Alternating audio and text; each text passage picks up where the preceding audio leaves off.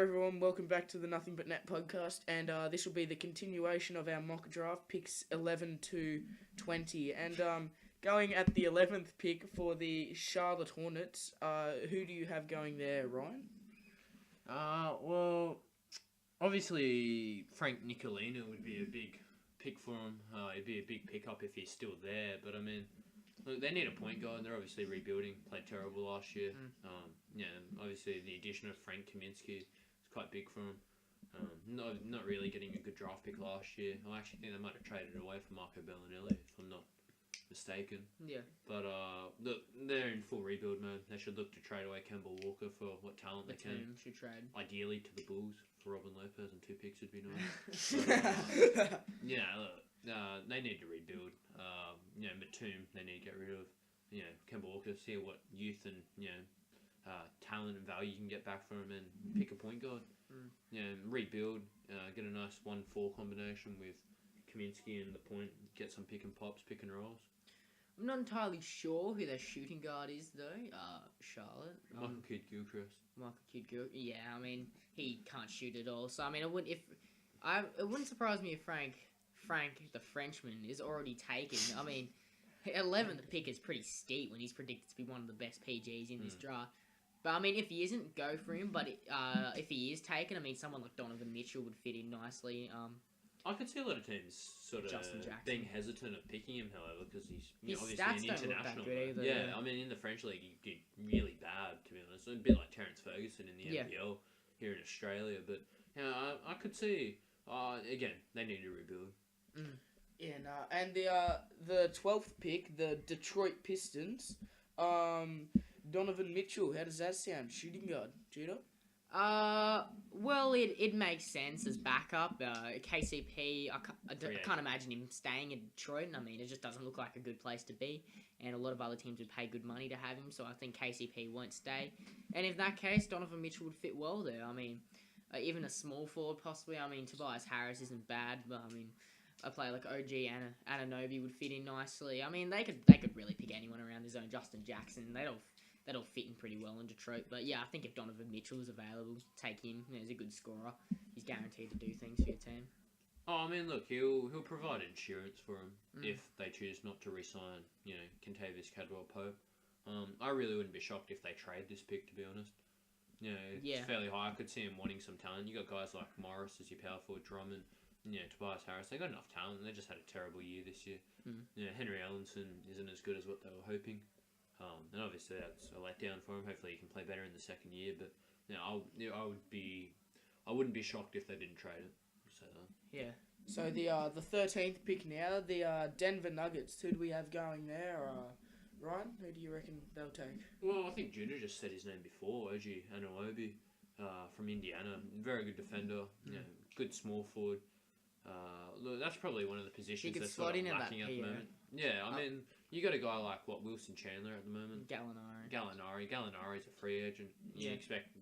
Do they want to offer him a whole lot of money? I mean, he's 28.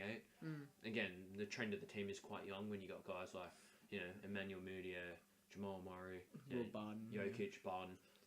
I think they'd want to look to trade guys like Fareed, Chandler. Let Gallinari walk. So by doing that, you sort of leave yourself vulnerable at a position like small forward when they need a wing. Yeah, the 3 and the 4. I think Anunoby. I mean, I can't really see a guy like TJ Leaf or Harry Giles and sort of taking a bet on, or Tyler London. I couldn't see that happening. But again, we've seen Thon Maker go 10th, so anything can happen. But again, I think Anunoby would be a pretty safe fit and probably one of the better defenders in the draft. Yeah. Anyway, so the last lottery pick in the draft goes to the Miami Heat, who just missed out on the playoffs. Same record as the Bulls, but the Bulls won the season series or something. Who do we have going there, Judah? Well, I think the only position that Miami truly lacks. I mean, they got Dragic, they got Dion Waiters, they got Hassan. Was forward him. Winslow, of course. I think the 4 or the 3, that sort of forward position. I mean, Justin Jackson's always available around that. They reckon he's moved up the draft. And I think Justin Jackson's a great player. I thought he was awesome. I'd love if he could go to the Bulls, but it wouldn't surprise me if Miami did pick him at the 3 or 4 position. Unless they want to go a bit higher, I'll pick John Collins maybe to play that 4. But I think Jackson's a pretty safe bet. Good scorer. I mean, they might even trade the pick. Not sure what Miami would do, but I think Jackson would fit in quite well there. I mean, look, you got guys like Ivan Rabb, obviously, another good power forward. True. Guys that they could, perhaps look to get. But again, I think Miami's all about experience. I don't see them. Pat Riley's not very patient. You saw with how he, what he did with Dwayne Wade. Miami Heat don't rebuild. They just, compete. And I think they'll be looking to try and put a contender, whether it's, signing a guy like, Blake Griffin to replace Chris Bosh. Obviously, Bosh is gone now. The two parties essentially reaching a mutual agreement. Yeah. But look, I think that'll be a fairly safe pick. He's a junior. He's a good scorer. But if they do, like you said, go with Jackson, he's a winner. Won for North Carolina at the NCAA Championship March Madness. He's a junior, so he's got experience. He'd be more more developed, let's say. The Miami Heat would have to do less work with him. Yeah. He's more NBA ready, essentially. So again, I think that's a fairly safe pick. Yeah. And now the 15th pick in the draft, the Portland Trailblazers. What positions do they really need? Who do they really need? I think they're definitely that forward position again. Draft Express seems to think they need a center like Ike Anigbogu or Jarrett Allen, but they just got Yusuf Nurkic. I mean, I don't see them needing a center. And they got backup Myers Leonard. He's decent. And I think they got Aminu and Harkless. They could definitely use some work at that 4 position. So it wouldn't surprise me if they took someone like John Collins, like I mentioned before, a great player from Wake Forest. I think he could fit in very nicely there. I can't imagine them drafting a center.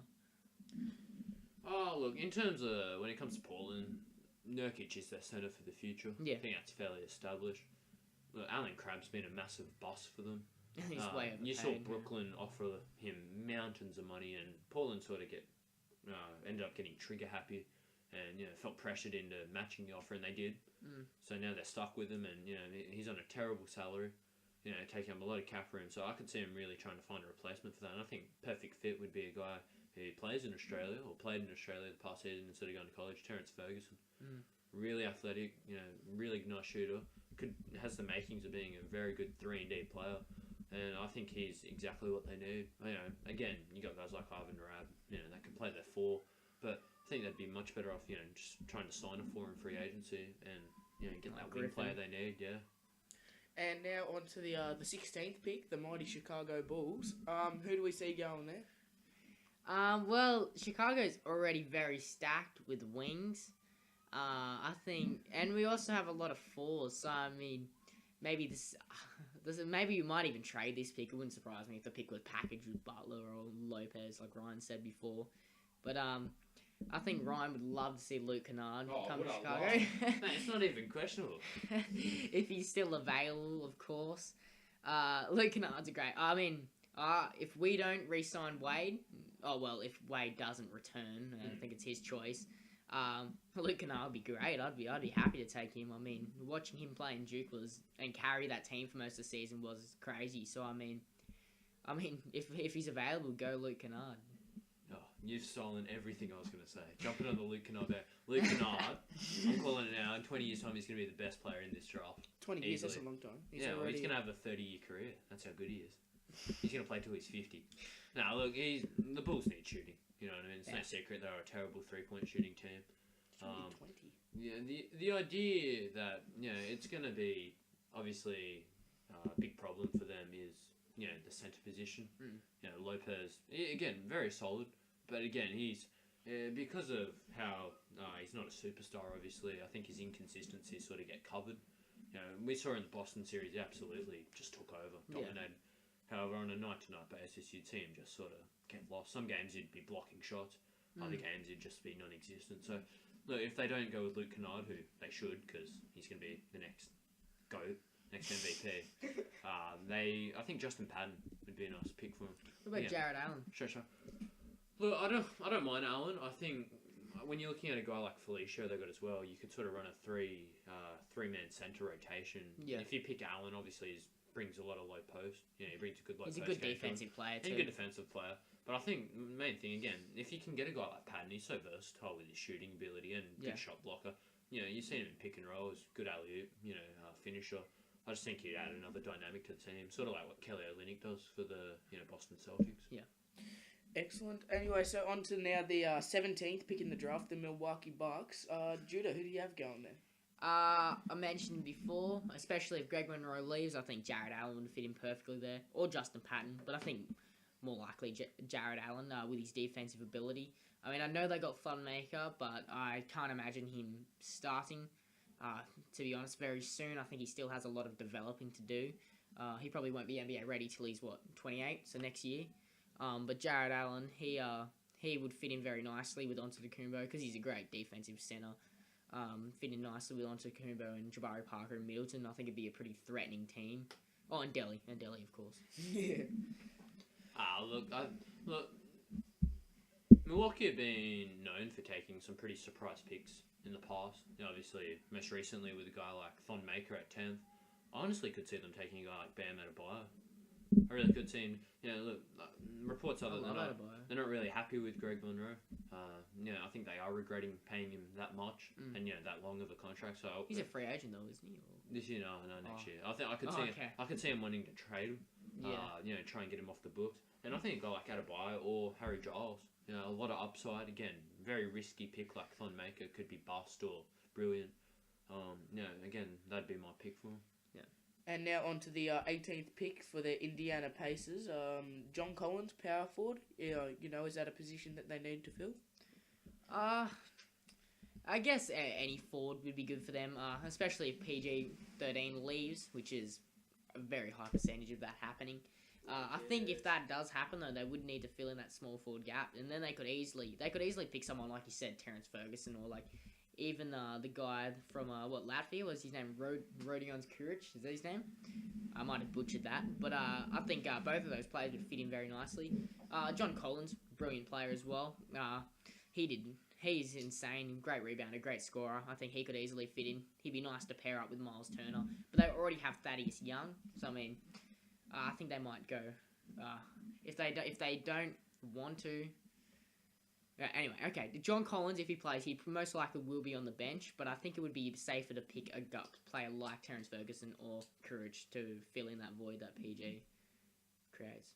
Oh, they got to trade the pick. No doubt, they got to trade the pick. They need to bring in talent to keep Paul George staying. Yeah. I mean, it's not really known whether, and I'm sure they'll make a decision midway through this upcoming season of whether they want to rebuild or, contend essentially, because you can't pull George on your team and rebuild. You know what I mean? Like, just won't happen. So they need to get enough talent around him so he will want to stay. And the first step of that is by bringing in more talent. And they did a great job of it last year. I think out of all the teams, probably Pacers would be one of the most underperforming ones.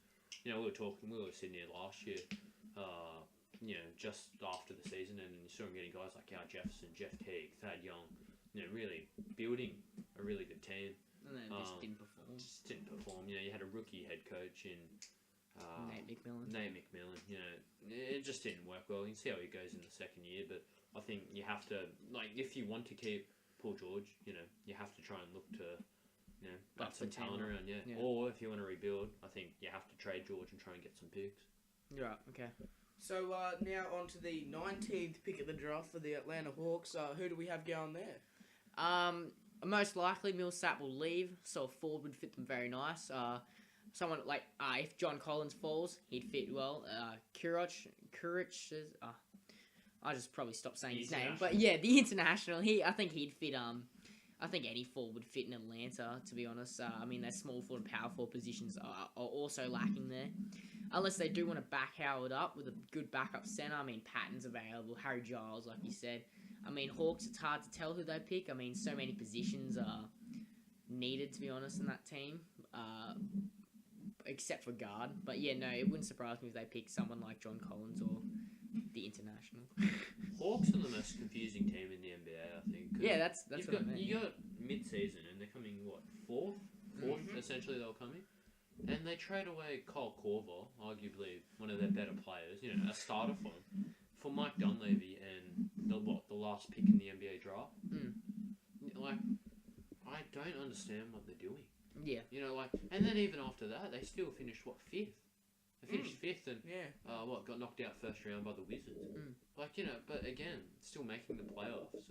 I don't, and being in that upper echelon group, I don't know what they were doing. I don't know what they were doing this draft. They've signed Howard to a 3-year deal. A lot of money. If Millsap leaves, then all of a sudden you're sort of left with Schroeder, and then you got youth guys like Schroeder. I think they're hoping that they can sort of have a contending team or somewhat contending, and then Schroeder will develop into a really good player. It's like, they face problem the Bulls face, but the problem is they're actually really good. You know what I mean? Do you look to trade the pick and Schroeder for a better point guard? You know what I mean? A win now and go for that whole win now? Or do you just, try and stay middle of the road and just draft a small forward shooting guard? Yeah. I mean, will Taurean Prince develop? These are all questions that, they're going to have to ask themselves in the off-season. Yes, and now on to the 20th and final pick that we will be looking at this draft. And for some reason, Draft Express thinks that the Portland Trailblazers should take 2 centers this draft, even though they've got, what's his face? Mr. Nurkic. Yeah, that bloke. Top bloke. What should they do? Because they clearly shouldn't take a centre. Yeah, Draft Express thinks they should take Harry Giles. I think a player like Hartenstein or the International Courage, whatever his name is. I think a forward, like I said earlier when Portland had a pick, I think a forward would fit them much better than another centre when they already have 2 good young centres in Myers Leonard and Yusuf Nurkic. So I could easily see them picking Isaiah Hartenstein. Look, the only reason I could see him picking another centre would be, obviously, with Azili leaving, them trying to add protection. Look, when you get this deep in the draft or this late in the draft, obviously it being a pick that do they really need, essentially? I mean, I wouldn't say trading would be off the table. Yeah. Again, I mean, look, small forward wise, like we said it earlier, Alan Crabb's been, let's be honest, in a bust for him. And again, they need a 4, so I think Hardenstein from Germany is going to be, could be a nice solid hit. Again, is he going to set the world on fire his first year? No. I mean, Giles could be another decent pick, but again, I think, if you're looking for that solid role player, you want Hardenstein. Yeah, no. Anyway, so thank you all for watching and see you next time.